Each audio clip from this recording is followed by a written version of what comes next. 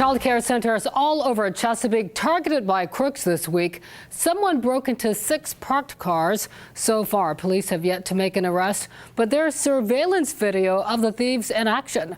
Robert Boyd has the story, new at 11. The windows are tinted, so it's hard to see. Katie Kornatzer, owner of the Goddard School, dissects surveillance video of her parking lot 4:30 Monday afternoon. She watches as a car backs into this parking spot.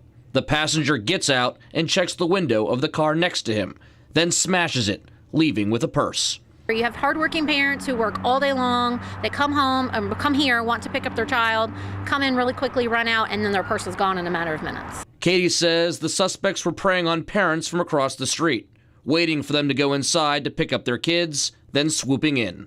He's over here now on the other side of this bus parked. 5 minutes after the break-in, the suspect's car rolls back into the parking lot and parks next to another vehicle. A second purse is stolen, while at the same time, victim number 1 has returned to her car to find broken glass. And she's freaking out, legitimately, and he's gonna go right past her. Katie was shocked how bold these criminals were.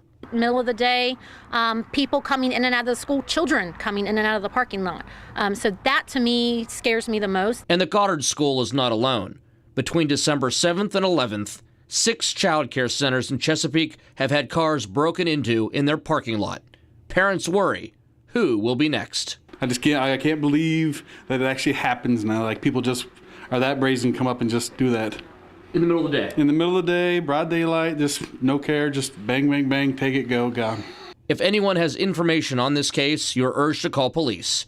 In Chesapeake, Robert Boyd, 13 News Now.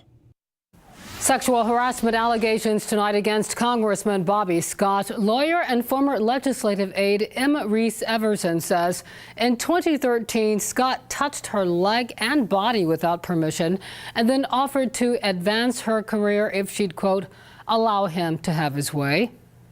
Are you going to flirt with me? I said, no, don't flatter yourself. And I thought that I could lighten the mood in a joking way, but anger flashed across his face. Congressman Scott released a statement saying in part, I absolutely deny this allegation of misconduct. I am confident that this false allegation will be seen for what it is when the facts are adequately reviewed. Now, a spokesperson for Congressman Scott says she may have a motive.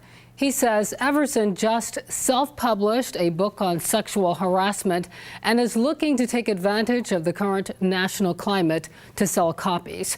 We will stay on top of this case and bring you any updates when we get them. New tonight, 2 teens are charged in the murder of a 19-year-old man in broad daylight. The 17-year-old boys are accused of gunning down Daquan Davis on Harold Street Tuesday afternoon. That's in the Ballantyne area. Witnesses say 20 shots were fired in a matter of seconds.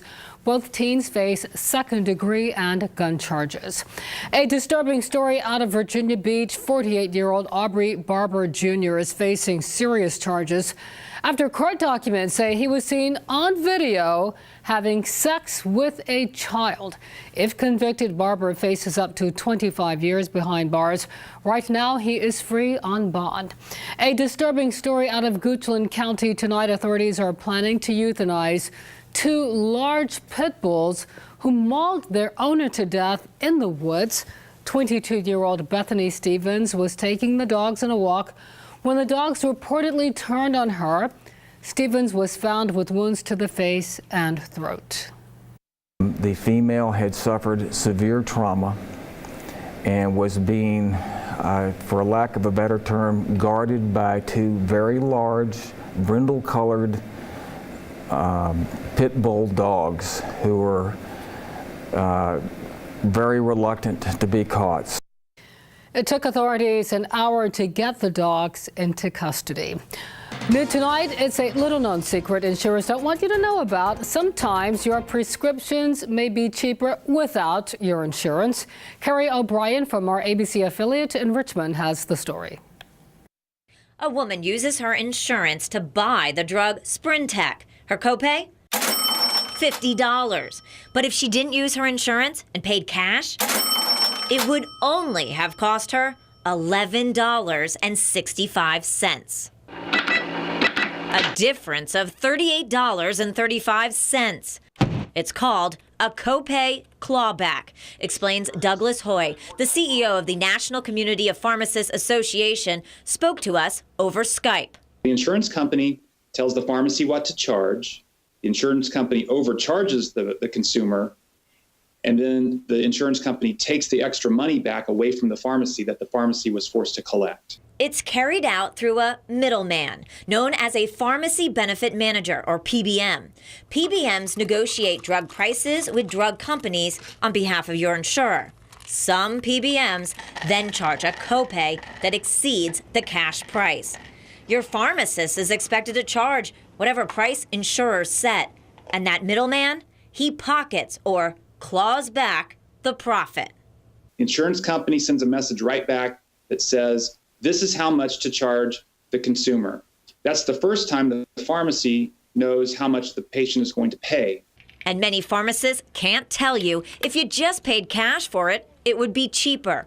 They're sworn into secrecy with a sort of contract gag clause. The pharmacist is restricted, or it's actually threatened by the PBM to tell the patient that they can maybe get the drug cheaper if they use cash.